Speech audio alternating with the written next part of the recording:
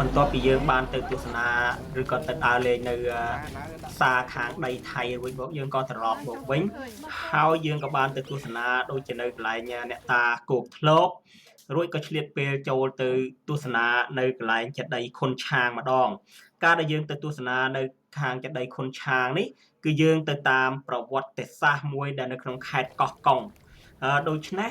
ការទស្សនានៅខេត្តដីខុនឆាងនេះយើងពុំដឹងថាខុនឆាងនេះយ៉ាងដូចម្ដេចទេដូច្នេះសូមបងប្អូនទស្សនាជាមួយនឹងខ្ញុំ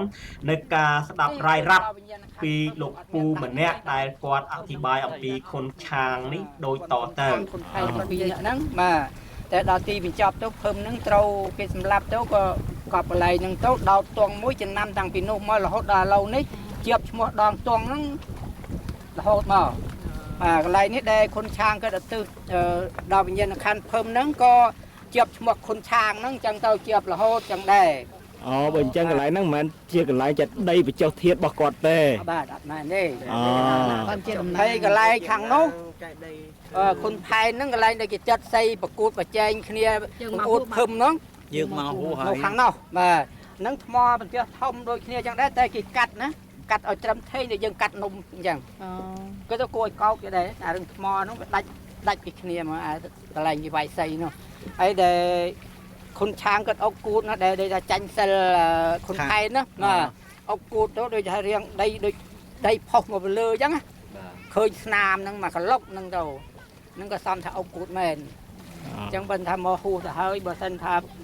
មិនទាន់បានទៅទេស្លាប់ទៅមើលវិញអត់អីដែរប៉ុន្តែឡានចូលបាទបើអត់ឆ្ងាយទេទៅពីផ្លូវឡានទៅហើយពីនេះទៅស្ពានហ្នឹងដល់ដែរប៉ុន្តែស្ដុកស្មៅអីដុះអូអត់មានអ្នកថែអត់មានអ្នកថែទេបាទមិនដូចនេះហើយក៏ដល់ហើយមានឃុំក៏ធ្វើស្ពានហ្នឹងអស់ថ្លៃតូមកហ្នឹងរហូតដល់ឆ្នាំតែមិញនេះមានឃុំយើងអានេះបាទគាត់ជួយកសាងឲ្យមកហ្នឹងក៏ដែលធ្វើស្ពានហ្នឹងមានឃុំជាប់ជួយធ្វើបាទមានឃុំគាត់ធ្វើខ្លួនថវិកាខ្លួនឯងថវិការបស់គាត់មកអត់មានទៅរៃអង្គាសអីមកពីណាទេដល់អញ្ចឹងមកបានកើតស្ពានហើយខាងភូមិហ្នឹងគិតគ្នាជាគណៈកម្មការឡើងដាក់ហេបនេះសម្រាប់ជួសជុលដល់គេណាខូចខាត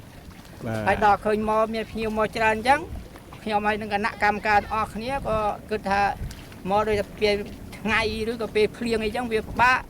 អញ្ចឹងបានសម្រាប់គ្នាធ្វើសាលាមួយនៅខាងនោះសម្រាប់មានសាលាសំណាក់មួយទៀតបាទតែបានឲ្យសុំរេងគៀងមិញហ្នឹងហើយថាអស់លោកបានជួយម្នាក់តិចតិចហើយអញ្ចឹងសាលាហ្នឹងមិនមែនថវិកាដាច់មុខណាទេគឺបងប្អូនទាំងអស់ដែលជួយមកលេងហ្នឹងចេះចោលអ្នកលេងបាទតែអ្នកខ្លះដែលគេជួយច្រើនខ្ញុំដាក់ឈ្មោះគេឲ្យណា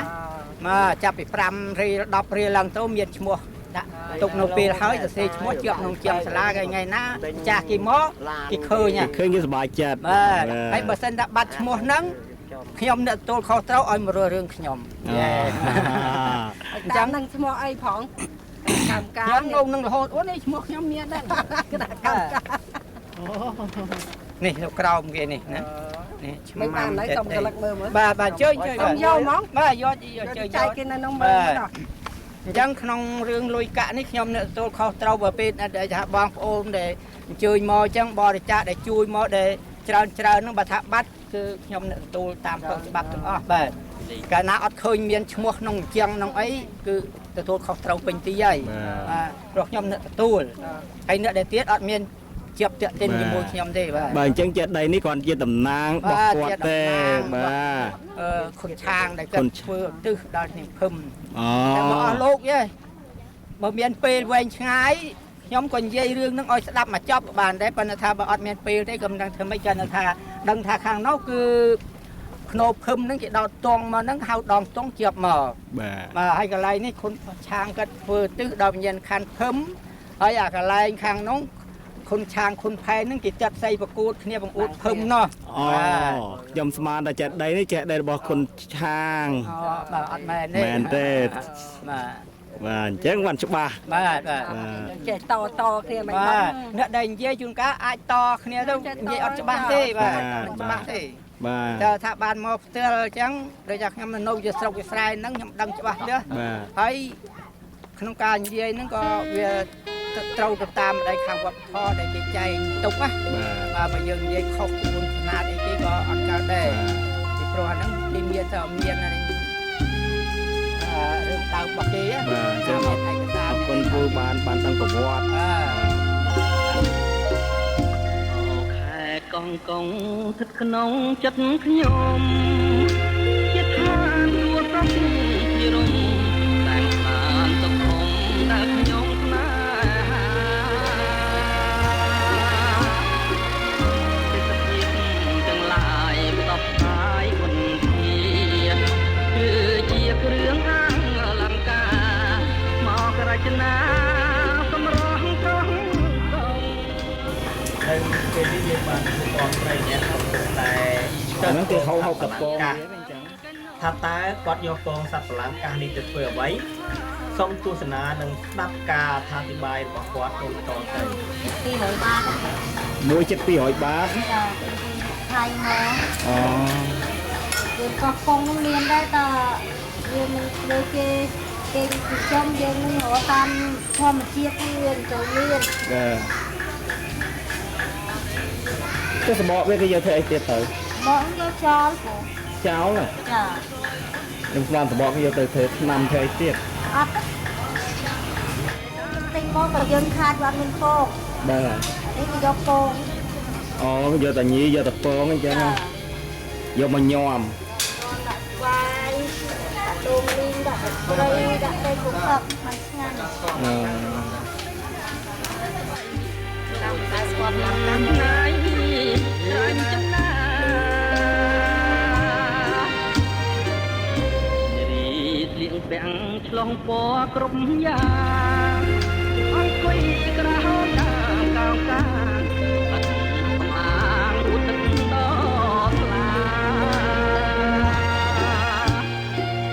ខ្លះស្លៀងពាក់ខ្លីអាវតានកក់មហាយកផាត់មកបាំងកាយាគប់នេត្រាបុប្ផាកងកង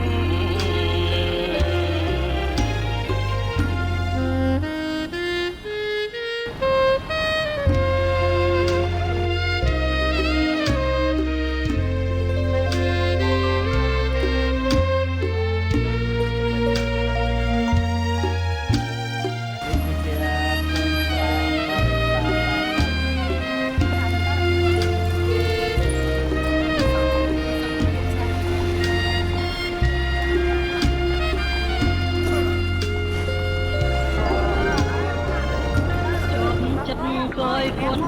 អរុណរៀងរាំងមុខនេះដាស់សម្រប្រទេសភាពប្រពៃជាប់ចិត្តគយគុណតាយន់សម័យរលករលេងចាំងរស្មីដូចពេញឆ្នៃរាញ់ចនា